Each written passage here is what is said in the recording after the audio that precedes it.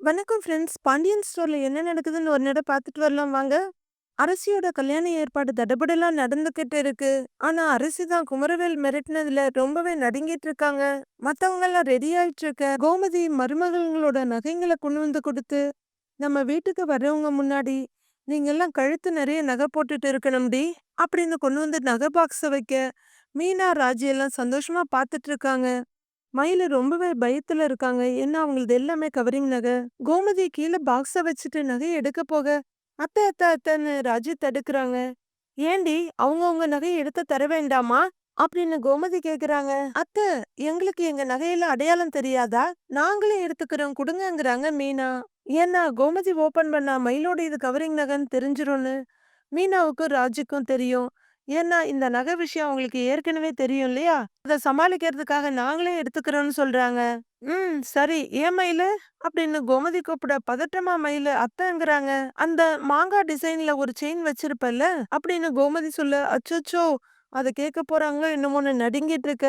அத நீ போட்டுக்கோ, எடுப்பா இருக்குங்கிறாங்க கோமதி. மாங்காவா அப்படின்னு மயிலு கேட்க, மீனாவும் ராஜியும் அட லூசே, நீயே மாட்டிக்குவியோன்ற மாதிரி பாக்குறாங்க. ஆ, சுத்தம், இரு நானே எடுத்து தரேன் அப்படின்னு கோமதி எடுக்க போக, அப்பதான் மயிலுக்கு சுயநினைவு வருது. அத்தை அத்தைங்கிறாங்க. அவங்கள விட வேகமா மீனாவும் ராஜியும் அத்தை அத்தைன்னு அந்த முயற்சியை தடுத்துடுறாங்க. என்ன என்னடி அப்படின்னு கோமதி கேட்க, அத்தை, அது எனக்கு ஞாபகம் இருக்கு, நானே எடுத்து கொடுத்துட்றேங்கிறாங்க ராஜி. ஏண்டி, என்ன துறக்கவே விட மாட்டேங்கிறியே, நான் என்ன தூக்கிட்டா ஓட போறேன் அப்படின்னு கோமதி கேட்க, மயில தவிப்பா பார்த்துட்டு இருக்க ராஜி மீனா 2 பேரும் இதுக்கு ஏதாவது சமாளிக்கணுமேன்னு பாக்குறாங்க. "ஆ, அதெல்லாம் ஒண்ணும் இல்ல அத்தை, நீங்க வச்சிருங்க வச்சிருங்க" அப்படின்னு மீனா அசடு வழிய, "என்னமோ போங்க, நான் உங்களுக்கு கொண்டு வந்து கொடுத்தேன் பாருங்க, சரி, எல்லாத்தையும் போட்டுக்கிட்டு வாங்கடி" அப்படின்னு அந்த ஜுவல் பாக்ஸஸ் எல்லாம் வச்சுட்டு கோமதி வெளியே போயிடுறாங்க.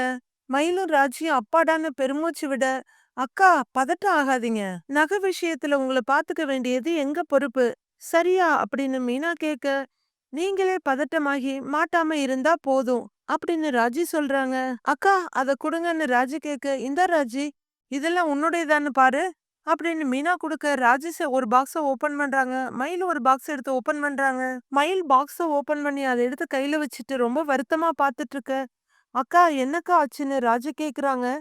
இல்ல ராஜி, ஃபர்ஸ்ட் ஒரு செயின் கருத்து போச்சு, அப்புறம் இன்னொரு செயினும் கருப்பாச்சு, இதோ இப்ப 3ஆவதும் கருத்துருச்சு அப்படின்னு மயிலு சொல்ல, கருத்து போன செயின் எல்லாம் மறுபடியும் பாலிஷ் பண்ண முடியாதான்னு மீனா கேக்குறாங்க.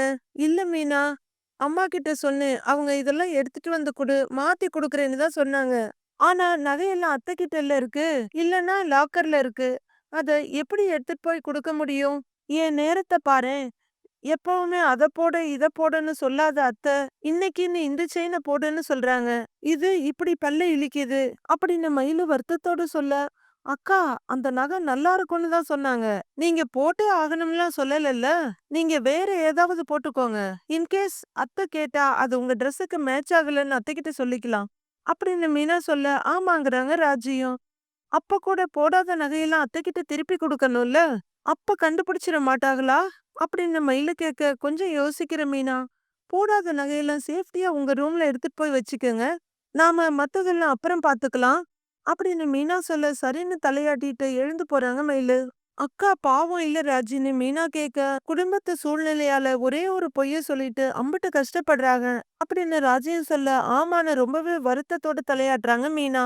மீனா, மீனான்னு செந்தில் கூப்பிட, சொல்லுங்க அப்படிங்கிறாங்க மீனா. என் ஃபோன் சார்ஜர் எடுத்துக்கூட அப்படின்னு அவரு கேட்க, நீங்களே வந்து எடுத்துக்கோங்களேன் அப்படின்னு மீனா சொல்ல, செந்தில் உள்ளர வர்றாரு. அவரை பார்த்தோன்னே, ஏங்க இங்க வாங்க அப்படின்னு பக்கத்துல போற மீனா, ராஜி இங்க பாரு, மேட்சிங் மேட்சிங் எப்படி இருக்குன்னு கேட்க, சூப்பரா இருக்குக்கா, 2 பேரையும் ஜோடியா பார்க்க அம்புட்டு அழகா இருக்கு அப்படின்னு ராஜி சொல்ல, ரொம்பவே வெக்கப்படுறாரு செந்தில். சந்தோஷமா சேர்ல உட்கார்ற மீனா செந்தில சைட் அடிச்சிட்டு இருக்காங்க. அப்போ கதிர் அந்த பக்கமா ஜன்னல்ல அரேஞ்ச்மெண்ட்ஸ் எல்லாம் பாத்துக்கிட்டு இருக்காரு. ராஜி, இன்னைக்கு 3 பேருமே மேட்சிங் மேட்சிங் தானே, அப்ப எல்லாருமே சேர்ந்து ஒரு போட்டோ எடுத்துக்கலாம் அப்படின்னு மீனா சொல்ல, கதிர் மேட்சிங் எல்லாம் போட மாட்டானா அப்படின்னு ராஜி சொல்ல, ஏன்னு மீனா கேக்குறாங்க.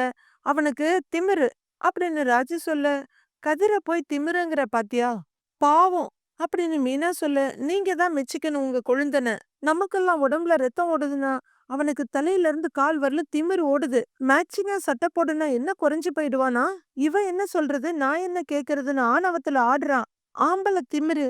அவன் கிரவுண்டுக்கு போக சொன்னா போகணும். ஓடச் சொன்னா ஓடணும். நிக்க சொன்னா நிக்கணும். எல்லாம் பண்ணணும். ஆனா நான் சொன்னா ஒரு சட்டை கூட போட மாட்டான். அப்படின்னு ராஜி சொல்லிட்டு இருக்கத ஃபர்ஸ்ட் விளையாட்டா கேட்ட கதிர், அப்புறம் சீரியஸா கேட்டுட்டு இருக்காரு. என் பேச்ச மதிக்காம வேற ஒரு சட்டை போட்டான்ல, இந்த ஃபங்க்ஷன் நடக்கும்போது அது கிழிஞ்சு போயிடும் அப்படின்னு சாபம் குடுக்குறாங்க ராஜி. ஆனா அத அவன் கவனிக்க மாட்டான்.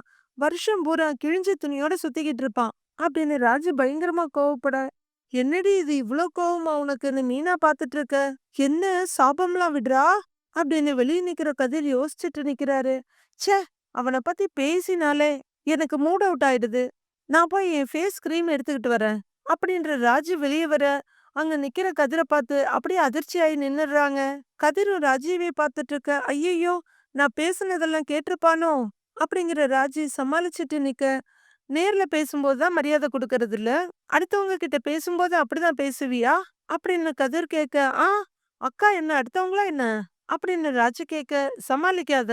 எப்படி எப்படி மத்தவங்களுக்கு ரத்தம் ஓடும், எனக்கு தலையில இருந்து கால் வரையிலும் திமிர் ஓடுதா அப்படின்னு கதிர் கேட்க, ஆமா அப்படின்னு ராஜி சொல்றாங்க. இங்க பாரு, மேட்சிங்கா சட்டை போட மாட்டேன்னு சொன்னது அவ்வளோ பெரிய குத்தமா அப்படின்னு கதிர் கேட்க, ஆமா குத்தம்தான் அப்படின்னு ராஜு சொல்ல, என்ன நீ அவன் இவன்னு பேசுறது, அதுலயும் குறிப்பா அடுத்தவங்க கிட்ட மரியாதை இல்லாம பேசுறது, இதெல்லாம் எனக்கு சுத்தமா பிடிக்கலங்கிறாரு கதிர்.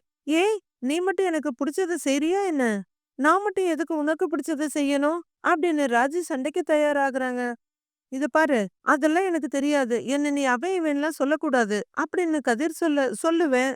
வாடா போடா கூட தான் சொல்லுவேன் அப்படின்னு ராஜி சொல்ல, ஏய் அப்படின்னு மிரட்டுற மாதிரி கதிர் கூப்பிட, போடா அப்படிங்கிற ராஜி அங்கிருந்து கடகடன்னு போயிட, ஐயோ என்ன இவ இப்படி சொல்லிட்டு போறா அப்படின்னு நினைக்கிற கதிர், ஏய் ஏன்னு கூப்பிட்டுட்டே நிக்கிறாரு. உடனே சுத்தி முத்தி ஒரு பார்வை பார்த்துட்டு, நல்ல வேளை யாரும் கேட்கல அப்படின்னு தன்னைத்தானே சமாதானம் பண்ணிட்டு ஒரு சிரிப்பு சிரிச்சு ரெடி பண்ணிக்கிறாரு. அரசி ரொம்பவே அழகா ரெடியாகி உட்கார்ந்துருக்காங்க. அவங்களுக்கு மீனா, ராஜி, அந்த மேக்கப் கேர்ள்ஸ் எல்லாமும் டச் பண்ணிட்டு இருக்காங்க.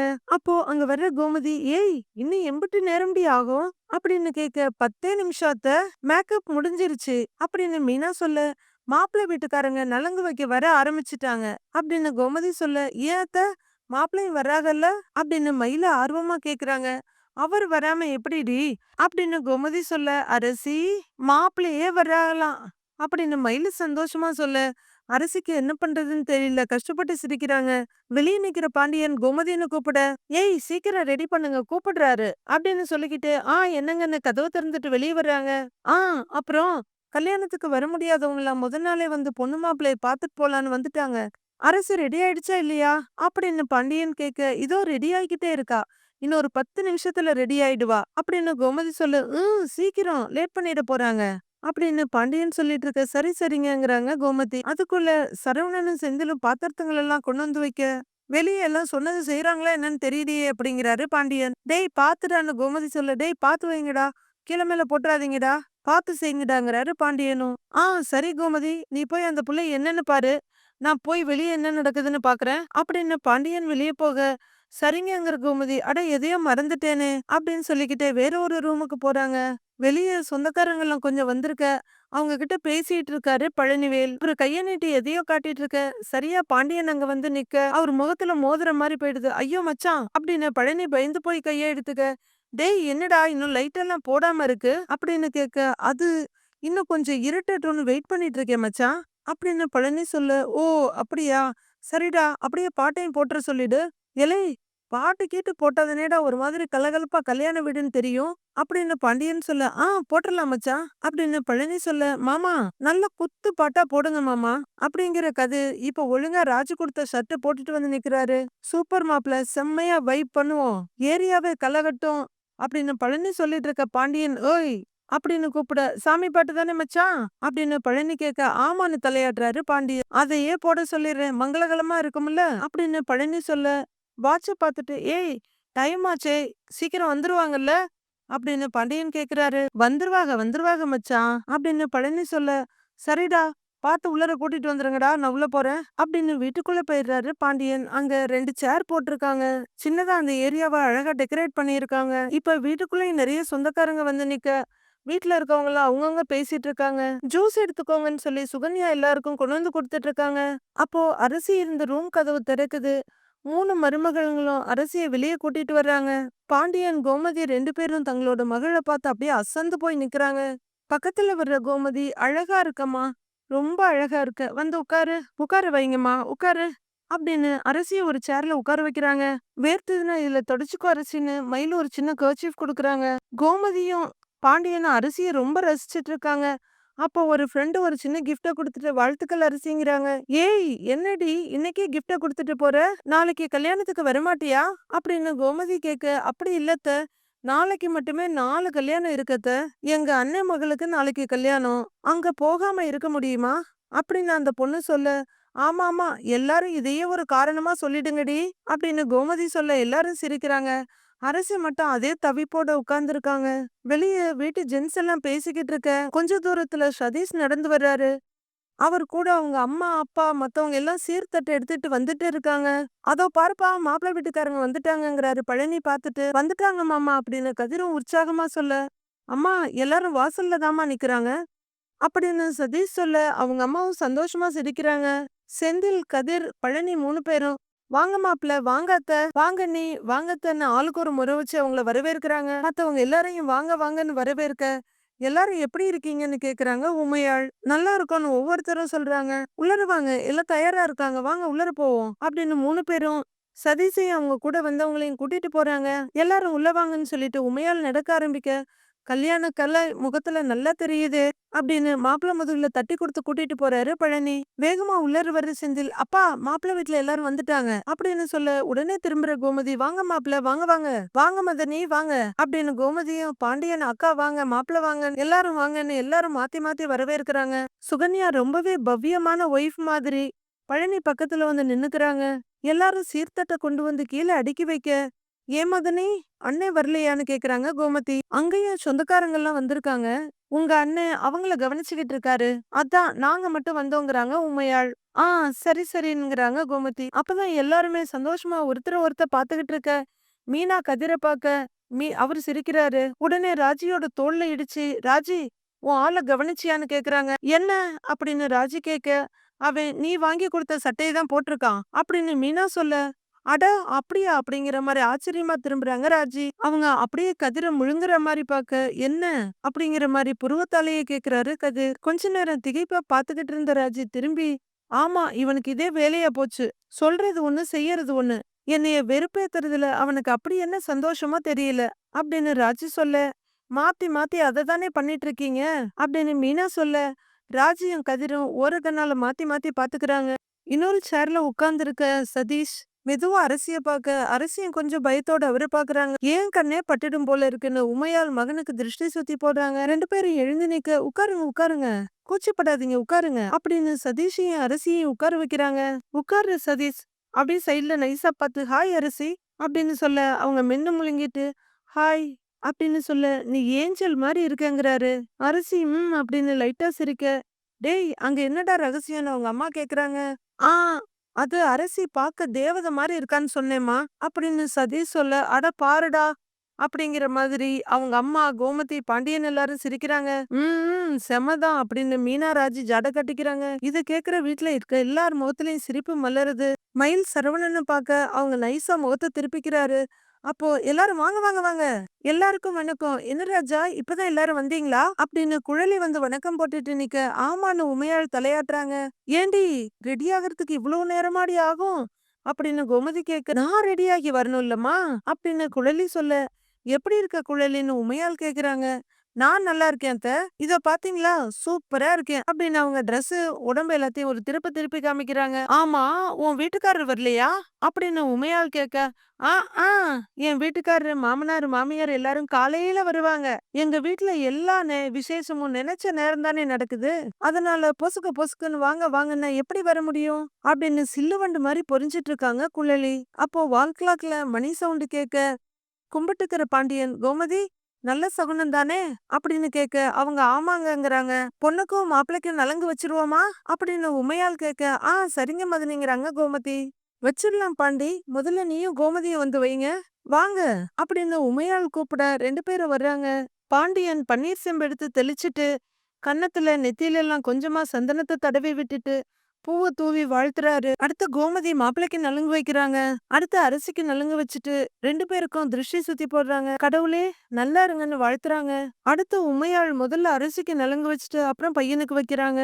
அடுத்து பழனி அரிசிக்கு நலுங்கு வைக்க அப்பதான் அரிசி முகத்துல லைட்டா சிரிப்பு வருது. அடுத்து மாப்பிள்ளை கன்னத்தை கலக்கி முடிச்சிடுறாரு. சதீஷோட சப்பி கண்ணு முழுக்க சந்தனம் தான் இருக்கு இப்போ. அடுத்து சுகன்யா மேடம் நலுங்கு வைக்கிறாங்க.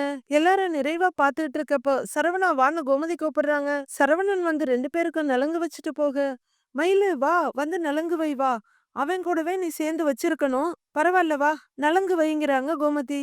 தன்னோட வீட்டுக்காரர் எதுவும் சொல்லிடுவாரோங்க பயத்துல மயிலு ஒரு செகண்ட் அவரை பார்த்துட்டு வந்து நலுங்கு வைக்கிறாங்க. அடுத்து செந்தில் மீனான்னு நலுங்கு வைக்க ரொம்பவே தவிப்போட உட்கார்ந்துருக்காங்க அரசி.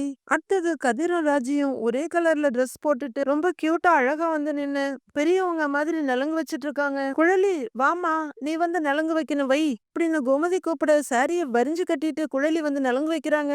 அரசி அப்படியே பிடிச்சு வச்ச பொம்மை மாதிரி உட்கார்ந்து இருக்காங்க. கண்ணுல நெகிழ்ச்சியோட ஆனந்த கண்ணீரோட பாத்துட்டு இருக்காங்க கோமதியும் பாண்டியனும். ஏய் அம்மா அப்பா கால்ல விழுந்து ஆசீர்வாதம் வாங்குங்கிறாங்க குழலி. அரசி வான்னு சதீஷ் எழுந்திருக்க அரசி என் கூட எழுந்திருக்கிறாங்க. சரி வா அரசி அப்படின்னு அவரு முதல்ல பாண்டியன் கால்ல விழப்போக அரசியும் சேர்ந்து கால்ல விழுறாங்க. 2 பேரும் நல்லா இருங்கன்னு பிளஸ் பண்றாங்க. மதனி வாங்க இவங்க கால்ல விழுந்து ஆசீர்வாதம் வாங்குங்கன்னு கோமதி சொல்றாங்க. வா அரசின்னு கூப்பிட்டுட்டு சதீஷ் அவங்க காலையும் விழுந்து ஆசீர்வாதம் வாங்கிக்கிறாரு. உமையாள் ரொம்பவும் சந்தோஷமும் நெகிழ்ச்சியோட அவங்கள வாழ்த்துறாங்க. இங்க பாரு, இன்னைக்கு வரைக்கும் தான் நீ என்னோட தம்பி மக, நாளையில இருந்து நீ ஏன் மக, என் வீட்டு மகாலட்சுமி, உன்னைய நான் என் கண்ணுக்குள்ள வச்சு பாத்துக்கிடுவேன் அப்படின்னு அரசிக்கு நெட்டி முறிக்கிற உமையாள் உட்காருடாங்கிறாங்க சதீஷ. அவரு அரசிய உட்காருன்னு சொல்லிட்டு உட்கார்றாரு. சதீஷ் ரொம்பவே காதலோட அரசிய பாக்க அவங்க எந்த ரியாக்ஷனும் இல்லாம அப்படியே உட்கார்ந்துருக்காங்க. எல்லாரும் வந்து நில்லுங்கப்பா போட்டோ எடுக்கலான்னு கோமதி கூப்பிட வாராஜின்னு கூட்டிட்டு வர்றாரு கதிர் ஆளா. சரவணன் பக்கத்துல மயிலு வந்து நிக்க அவரு எந்த ரியாக்ஷனும் காட்டாம நீட்டா ஒத்து போறாரு. இத பாத்துக்கிட்டு இருக்க குழலி முகம் மாறிடுது. என்ன இது, கதிரு ராஜி மீனா செந்தில் எல்லாம் ஒரே மாதிரி ட்ரெஸ் போட்டிருக்காங்க, நீங்க மட்டும் வேற மாதிரி ட்ரெஸ் போட்டிருக்கீங்க அப்படின்னு மயிலையும் சரவணனையும் பார்த்து கேக்குறாங்க. மயிலு என்ன சொல்றதுன்னு தடுமாறிட்டு இருக்க, இல்லக்கா மயிலு வாங்கிட்டு வந்த சட்டை எனக்கு பத்தல அப்படின்னு சொல்ல, ஓ ஏமா உன்னோட புருஷனோட சட்ட அளவு கூட தெரியாதா உனக்கு அப்படின்னு குழலி கேட்க மயிலு இல்ல அதுன்னு தடுமாறிட்டு இருக்காங்க. ஏய் சும்மா இருக்க மாட்டியா, ஏதாவது ஒண்ணு சொல்லிக்கிட்டே இருக்கணுமாடி அப்படிங்கிற கோமதி நீ எடுப்பா போட்டோவ அப்படின்னு சொல்ல போட்டோகிராஃபர் போட்டோ எடுத்துட்டு இருக்காரு. போட்டோ எடுத்து முடிச்சதும் எல்லாருமா இந்த பக்கம் வந்து நிக்க மயிலு கொஞ்சம் சங்கடமா இருக்கு. ஹலோ ஹலோ போட்டோகிராஃபர் என்ன எடுங்க நான் இருக்கேன் அப்படிங்கிற குழலி அரசிய போய் தோளோட குனிஞ்சு அணைச்சுக்கிட்டு போஸ் கொடுக்குறாங்க. நாளைக்கு இந்நேரம் நீ எங்க வீட்டுல இருப்ப அப்படின்னு உமையாள் ரொம்ப சந்தோஷமா சொல்ல அத நினைச்சாதான் வருத்தமா இருக்கு அண்ணி இப்படின்னு கோமதி சொல்லிட்டு இருக்க அரசி திருதிருன்னு முழிச்சிட்டு இருக்காங்க. ஏன் அத்த கல்யாணமான 1 வாரத்துக்கு பொண்ணையும் மாப்பிள்ளையும் எங்க வீட்லயே வச்சுக்கலாமா அப்படின்னு கதிர் கேட்க ராஜி சிரிக்கிறாங்க. அது எப்படி, 2 பேரும் எங்க வீட்டுக்கு தானே வரணும் அப்படின்னு உமையாள் சொல்ல எல்லார் முகத்திலயும் ஒரு ஏக்கம் தெரியுது. இங்க குமரவேல் படுவெறியா போன் எடுத்து கால் பண்றாரு. இது யார் போனுங்க, ரொம்ப நேரமா அடிச்சுட்டே இருக்குன்னு ஒரு லேடி எடுத்துட்டு வர்றாங்க. அது ஏன் போன் தான் கொடுங்கன்னு சுகன்யா வந்து வாங்கிக்கிறாங்க. சுகன்யாவோட போன் ரிங் ஆகுதுன்னு உடனே அரசிக்கு தூக்கி வாரி போடுது. டிஸ்பிளே பாக்குற சுகன்யா ஐயோ குமார் எதுக்கு இந்த நேரத்துல போன் பண்றான், என்ன பண்றது இப்போன்னு அவங்க பாத்துக்கிட்டு இருக்க பழனி என்னாச்சு இவளுக்கு அப்படின்ற மாதிரி பாக்குறாரு. அரசி என்ன பிரச்சனை வரப்போகுதோன்ற பயத்தோட சுகன்யாவை பாக்குறாங்க. மீதி என்ன நடக்க போகுதுன்னு நாளைக்கு பார்க்கலாம் ஃப்ரெண்ட்ஸ்.